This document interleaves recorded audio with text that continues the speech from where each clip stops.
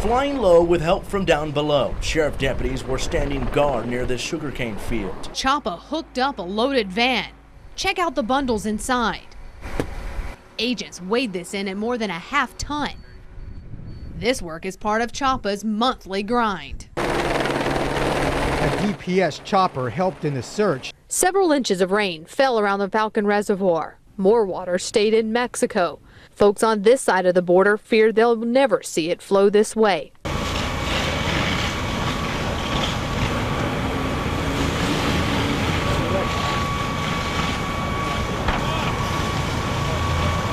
Blackboards mark the spot where flames dashed and darted towards the sky just hours before.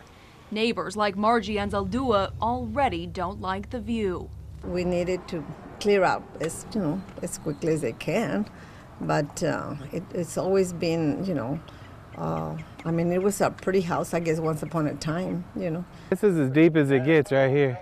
It's a fisherman's dream come true. 50. Too many fish to count in an area too small to drop a line. This puddle's only 8 inches deep, barely, and there's got to be 100 fish in there probably. This isn't for any fisherman. It's a great opportunity for us to get some research fish we've been looking for. These guys are biologists studying alligator gar. They're the decision makers on how much you can fish. A lone ranger of sorts. A man who knows the valley's back roads like the back of his hand. Tomas de Leon works behind the scenes, away from the battle over water rights between the U.S. and Mexico. Smack dab in the middle of the drought, and dirt so dry you can hear it crunch when you walk. This is the soil that you're working to irrigate. Yes. At this point, is this some of the driest conditions you've seen in a while? Oh yeah, it's real dry, real dry. You understand maybe the importance of your job when these farmers come in and pay for the water? Yes, yes. A canal rider for Water District Number 3. Each morning he surveys the orders, people who paid for this water. Bravo, Mike, how you doing? Steven, correction, we're still probably 2 or 3 behind the actual firing. Poor as Christian fighting. A community on watch. Yeah, the first house is good, but the next 3 or 4 houses up, we're getting a little bit of smoke. 16 acres scorched. So that smoke right there is just starting to lay down just a tad. Yeah, if they can go ahead and put it back in there. Yeah, no impact to the homes here. Thad Hertzberger helped set this fire. He did it to protect you. There's 2 reasons. One is habitat maintenance. It's going to take off all the dead and down and let the emergent vegetation come up a lot healthier. And then also secondarily, it's going to help for hazardous fuel reduction in wildfires. U.S. Fish and Wildlife firefighters torched this state wetland. The burn will help protect the houses in the area. The warning signs are usually too late. You see these deer first, and if you don't, they see you. They come up, eat right out of your hand. Lance Robinson comes to Port Mansfield every year to fish, but the hunter in him wants to take one of these down too. Yeah, I thought it was crazy. All the deer around here, it's insane. Port Mansfield's deer population boomed over the past few years. It's now a problem for the town. The deer eat many of their plants. They stand in the road, and they've become like another resident, only ones without rules. There is a nuisance side of them where they're always in people's yards. If you have gardens, they're eating your food. Eating the plants. So there's so much of, they are a nuisance in one part. There's another danger, disease and ticks. Police with a warrant, open the door! The team immediately pours into the practice house. Every corner is checked twice. Don't take the door, I got it. I'm with you, go, go, go, go. I'm with you. Take the door. Got it. In only a few seconds, clear right. The whole house is clear. Room's clear. On the shooting range. All right, gentlemen, here we go. Commencing the exercise. Online. Online. Move. Good. Precision is also key here. Knowing every weapon in your arsenal is a must. We don't take a knife to a gunfight. Last night they called me about around 8:30. Even cracking a smile would have seemed impossible for Raul Vera 2 months ago. A fire took away Martha, his beloved wife, and their home. Before, I was getting tired. I wanted to quit because nobody wanted to help. But now look at this. You got so much help, you don't know where to put it. Yeah. Mr. Vera didn't lose hope, though. Today, the foundation of his future was poured before his eyes. From the community to the contractors, everyone here offered hope and prayer.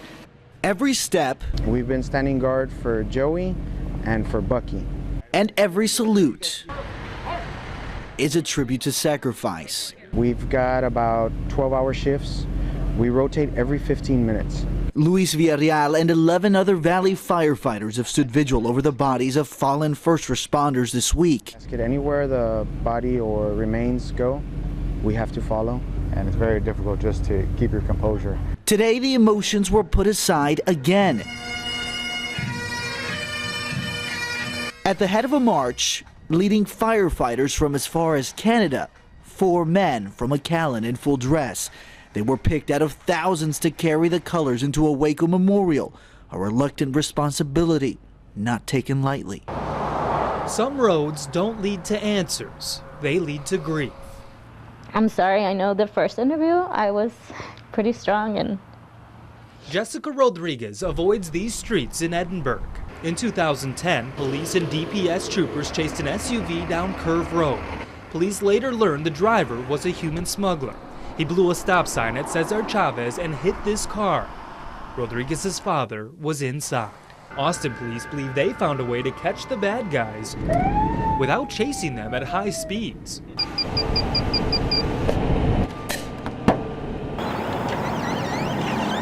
It's a new day out west, a changing horizon where border security and people coexist peacefully.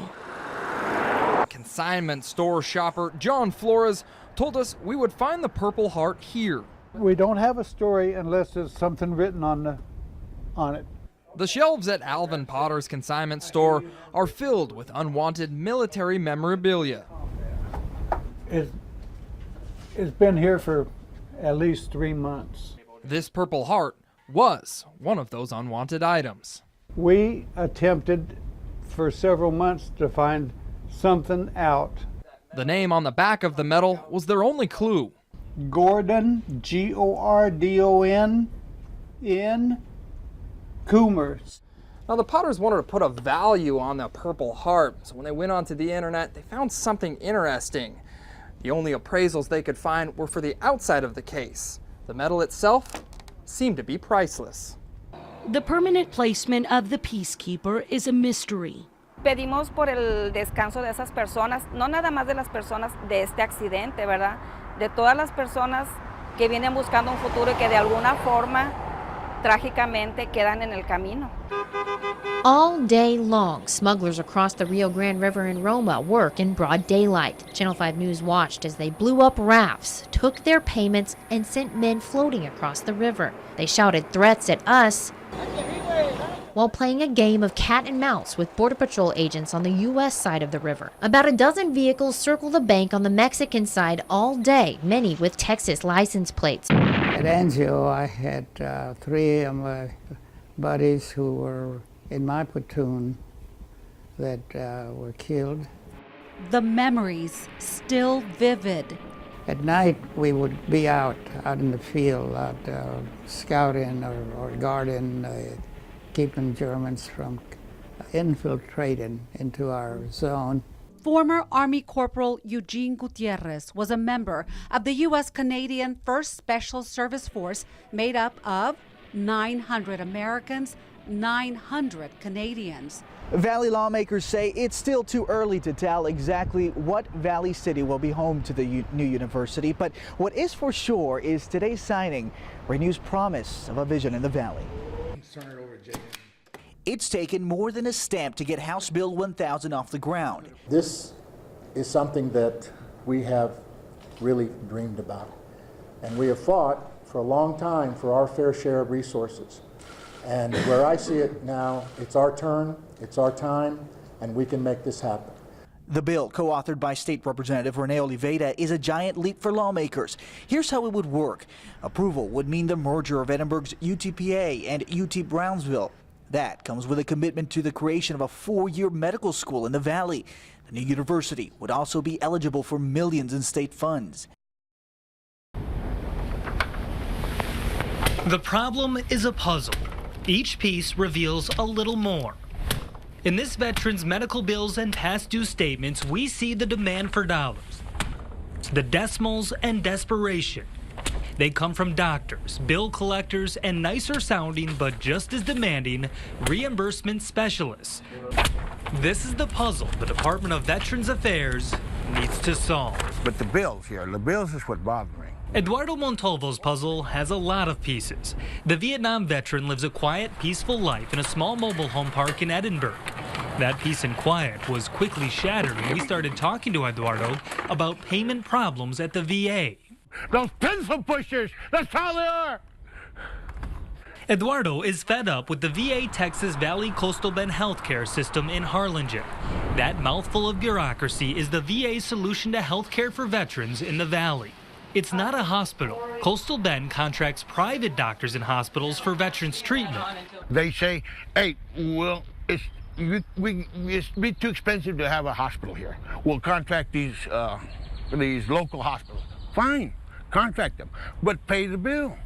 Here's how it's supposed to work. Veterans like Eduardo go to the doctor. The doctor bills Coastal Bend for fee-based services. Coastal Bend pays the bill. Never supposed to see it. Eduardo's stack of puzzle pieces shows that rarely happens in his case. $601 for this last bill. Not just bills, I get calls from them. And that bothers me, you know what I mean? And calls, threats that they're going to refer me to collection agencies. It was horrific. A former high-level employee at Valley Coastal Bend helped us put these pieces together. He worked in the fee office that processed payments. We couldn't pay their bills. According to public information requests filed by Channel 5 News, Coastal Bend owes roughly $900,000 for veterans care. It used to be much worse. At one point, the Nat Medical Center alone was owed roughly $1 million. This whistleblower says when some doctors and hospitals didn't get their money, they billed the veterans directly. Buenos dias. Me llamo Kurt. Somos de Canal 5.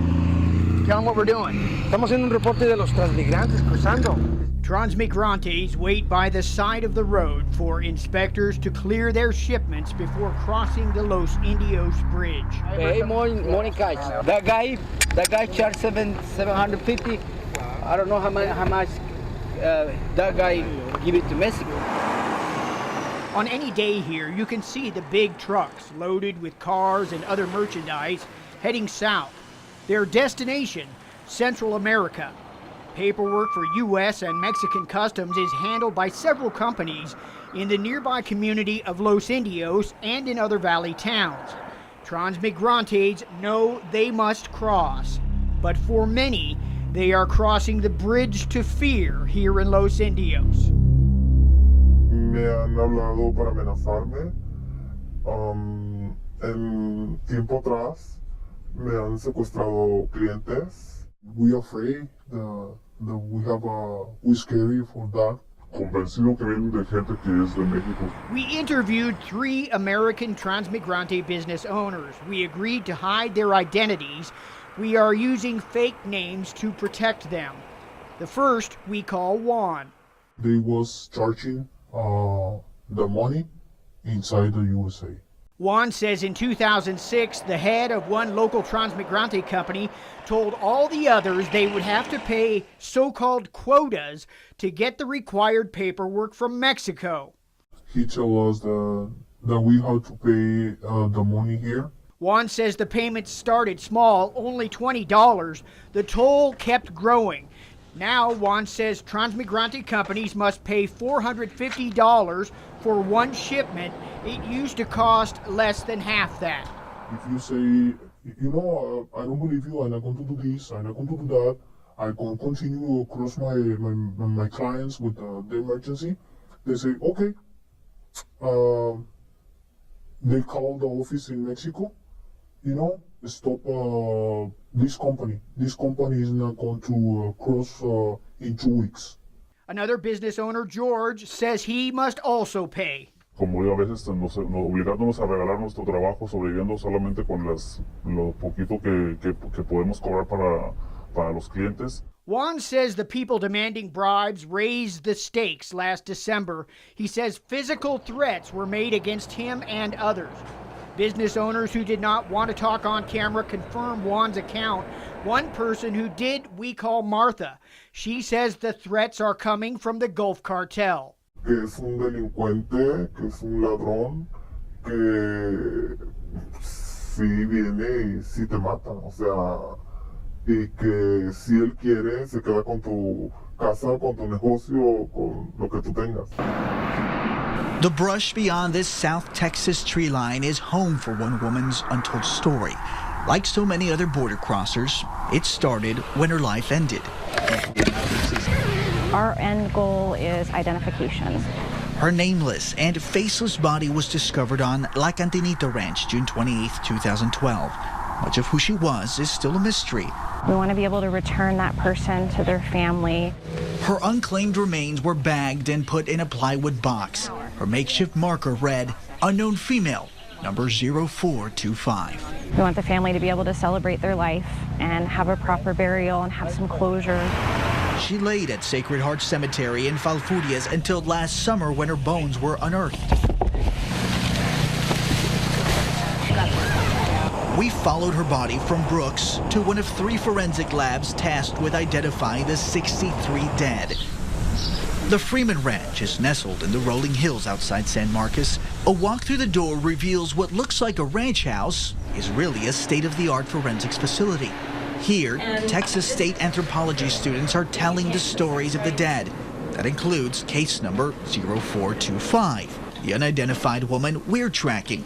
She's here along with 39 others exhumed in Brooks County. People have human rights in life and in death, and all of these people deserve the chance to be identified and returned to their families. Associate Professor Dr. Kate Spradley oversees those efforts. Her students are going through each set of remains. We start with the date. From the bones to the belongings. We have the initials of everybody that worked on processing. Everything is carefully cataloged. And as we go through the personal effects, it really does humanize who these people are. It tells us something about them. Every little piece tells part of a person's story. Who is behind the Vote Yes campaign? We told you how much it will cost you on your taxes. We told you how the money will be spent. We told you about the Healthy Hidalgo County PAC. It's the PAC pushing for passage. The paper trail started in August. The issue dates further back. We learned how it's all connected. In the 90s, there was a push to bring a medical school here. The voice behind the push for a medical school comes back to another hospital-led group, the Border Health PAC. They have an office just a few doors down from Healthy Hidalgo County PAC. Border Health PAC pumped in millions to federal, state, and local candidates. It's made up of doctors, and they contributed to Democrats and Republicans.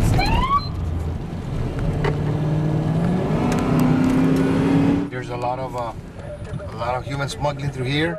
We've had from Portugal, we've had from Brazil, we've had all over Honduras. They keep their bodies inside the water, obviously, because of the heat sensors also. They won't get picked up. 637, go ahead. Law enforcement in Laredo falls to men like Webb County Constable Rudy Rodriguez. That's a fully automatic AR-15 rifle he's carrying. They know they play with you. They're smart. Rodriguez and his deputy constables work border security using federal grant money. Operation Stone Garden. One major difference between Laredo and the Valley, no border wall, no fence separates the U.S. from Mexico here. Nothing to separate the Zeta cartel's stronghold city of Nuevo Laredo from the U.S., but an often narrow and shallow Rio Grande. Smugglers even know the times of Border Patrol shift changes. That's when the veil of U.S. personnel is its thinnest. So what they'll do, they'll stay right here in this section. They'll just move downriver where the water treatment facility is at, and they'll just head up north on that. Let me show you part of Laredo's hidden security weakness. Right down here, this is Mexico. It's about 50 feet across the Rio Grande River. We have a concrete landing, and then right here, someone a lot faster than me could make this dash in maybe 5, less than 10 seconds certainly. And then they can walk right into here. And this is a part of a series of storm drains that extends for miles underneath the city of Laredo. I'm about 5'8", and I can fit in here pretty easily.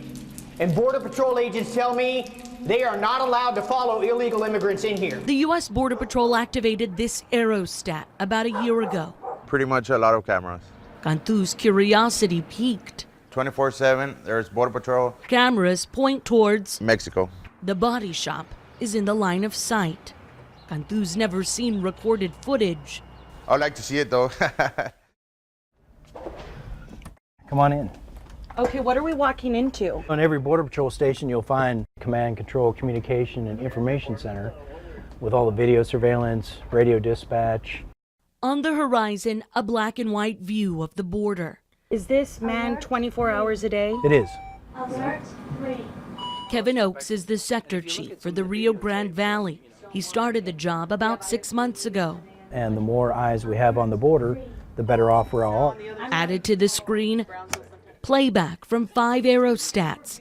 We put the technology where there's the highest threat. And right now, the Rio Grande Valley is the highest threat in terms of border security missions throughout the nation. All right, arch! The tomb of the unknown soldier. A changing of the guard.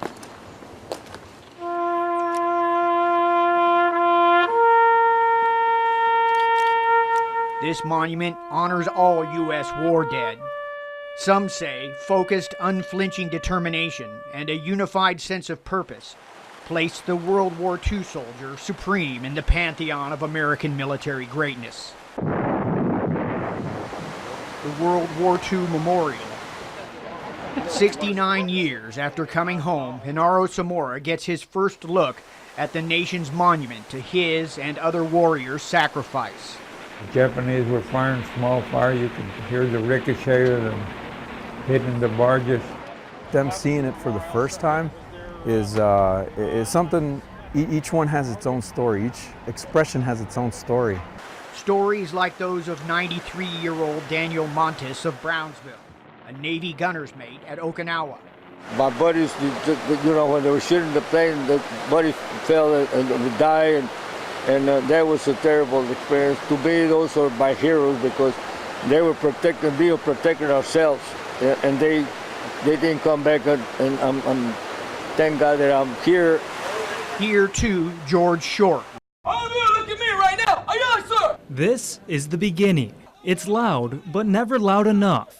Don't start screaming loud enough! Aye, sir! Drill instructors bark orders from all directions, usually at the same time. The purpose of it is to just kind of confuse them and get them out of their element. Gunnery Sergeant Eric Ramirez is a senior drill instructor. On a scale of 1 to 10, where do we fall on our yellow footprints experience? Probably I would say a 1. He says the yellow footprints are meant to break recruits down. They're used to being coddled. They're used to being, just being real close to mom and dad. Some recruits reach their breaking point after just a week or two. They're hungry, they're tired, they're really broken down about that time. That's when drill instructors start building them back up. You must be able to understand. Yes, sir. Drill instructors spend 3 months molding their recruits. The yelling turns into teaching. You right away grab that small stuff. All right. Recruits learn how to march, how to fire weapons. Aye, sir! Drill instructors like Gunnery Sergeant Ramirez slowly morph into mentors. But just letting them know indirectly that you're taking care of them. This is the end. Drill instructors are done yelling now. They award the Eagle Globe and Anchor and shake hands. These recruits are now Marines. This is actually the 36th annual Christmas Tree Forest. Each year we have a different theme. This year, as you can see, it's Christmas at a museum. So different schools, organizations, doctors' offices have all come together and created their own little museum on each tree. All ornaments must be handmade. That nothing can be store-bought. One that I really like in particular is about a undersea exhibit. They use different things from tops of frappuccinos, or they also use different plastic cups, plastic bottles, and they make them into these wonderful sea creatures. That one is a very spectacular one. You see at the very bottom of the Christmas tree, the facade of the Metropolitan Museum in New York. It's a mini version of it, and that was all constructed through cardboard and some paint. And all of the paintings or the pictures that are on the tree are actually all the paintings that you can find at the Met. The Hollywood tree, that one's a really cool one. It represents the Museum of Film in Los Angeles, California. So you have your Oscar, you have the theater, you also have your typical movie foods. You'll see movies as well as different outstanding characters. It takes actually quite a few times to go through that very tree and see what you can find. You'll find something new every time. A Christmas tree might be a Christmas tree, but these are really different Christmas trees. They're community Christmas trees, so it's a joint effort with the museum and with the community. The Christmas trees will be up till December 31st.